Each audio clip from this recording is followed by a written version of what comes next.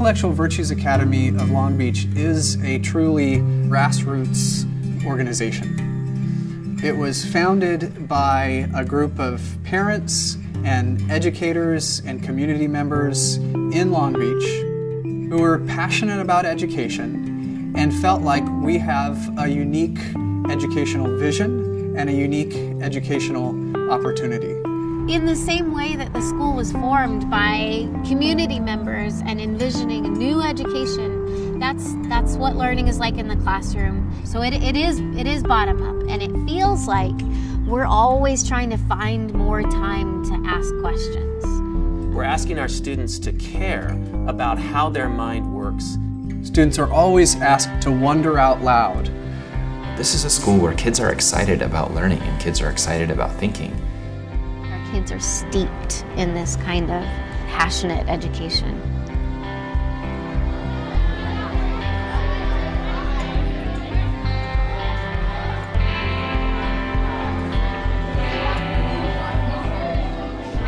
Intellectual virtues are just the personal qualities or the character traits that one needs in order to be a good thinker or a good learner. This educational model offers a great opportunity for our students to be engaged with others, engaged with their teachers, engaged with their fellow students, to talk about what's going on in their lives, how they're feeling, how they're thinking about themselves, what they're excited about, what they're bored with, what they're confused about. So all of that is so helpful developmentally, because kids who are able to articulate those kind of things, get feedback on those things, they end up developing better psychologically, and they end up doing better in high school and throughout their life. What's happening at IVA is not entirely new. Good teaching has always inspired curiosity. It's always promoted imagination and wonder and open-mindedness. I think that a lot of people, when they think of the school, they imagine that in every way it's different from every other school, but in a lot of ways there are similar things. That the students still take quizzes and tests and math, but they also do projects where they write about their thought process. They get one big question that they have to answer that's going to require a lot of in-depth thinking, and they have to write about what their thinking was, and they have to reflect on that process. It's absolutely normal middle school, but with like this college level value for learning. Well, what's most attractive to me about Intellectual Virtues approach to education is how it fits where our students are at developmentally.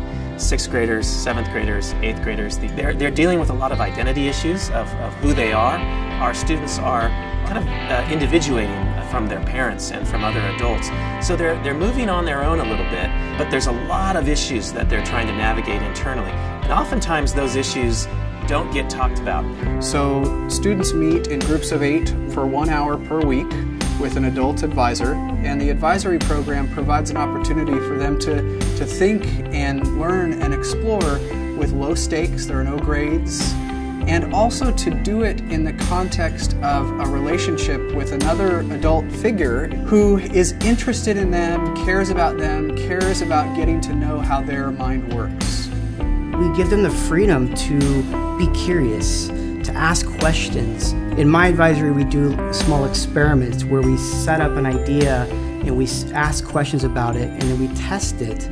So they get to practice curiosity, carefulness, thoroughness, and that I think is very, very different from what other schools are doing. So it gives them an opportunity to apply some of the language and concepts of intellectual character, intellectual virtues to themselves. IVA is a place where students are allowed to struggle and where a willingness to persevere through struggle is praised and rewarded. We learn probably more from struggle than we do from success. So you got that answer wrong. Let's stop. Let's think about why you got it wrong. Let's how do you feel about getting it wrong? Is struggle okay? Is failure okay? What it takes to be a good student isn't something that you either are born with or aren't born with. If I have a growth mindset, then I believe that what it takes for me to be a good student is at least partially under my control. And if I have that belief, then when it comes to struggling or failure, I don't have to conclude, well, I don't have what it takes.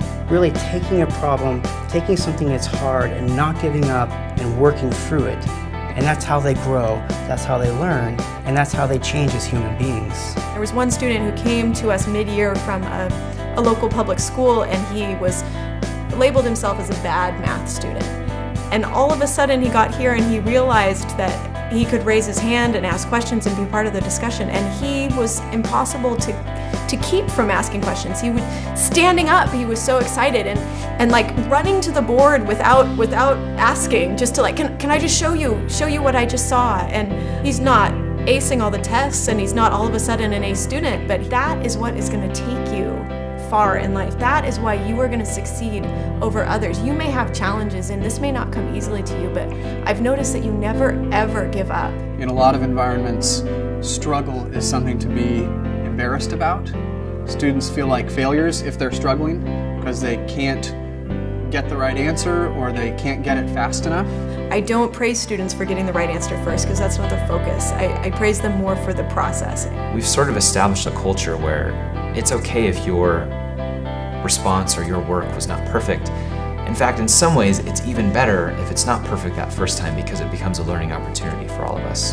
That's one of the things that our students love about the environment. They're not afraid to ask questions. They're not afraid to admit when they don't know. They feel supported in the context of struggle and not knowing, and they feel encouraged to take risks. Who would I be if I went to IDA as a middle school student? I would be a lot more confident in knowing how to address problems I've never considered before, because I know that I practice habits of thinking. If we can teach kids what it means to be a critical thinker, as someone who loves to learn, then that's going to impact their lives and what they do in their families and what they do in society. And that's what's going to spill out of this school and into our local community. The first week of school, a parent came to me and said, I just want to thank you because my daughter is completely different. And he said that when I asked her how her day at school was, didn't tell me much, but now she's talking about everything she's curious about, and she answers our questions, and she loves learning. We want to equip students to learn and live well. But I think we also want them to leave our school with this kind of sense of wonder and this desire to continue learning. These virtues, if students take these out into the world, they are much more open to everything the world has to offer them. Whether it's in your workplace or in your family or in your travel, you will be a more fulfilled person in all aspects of your life.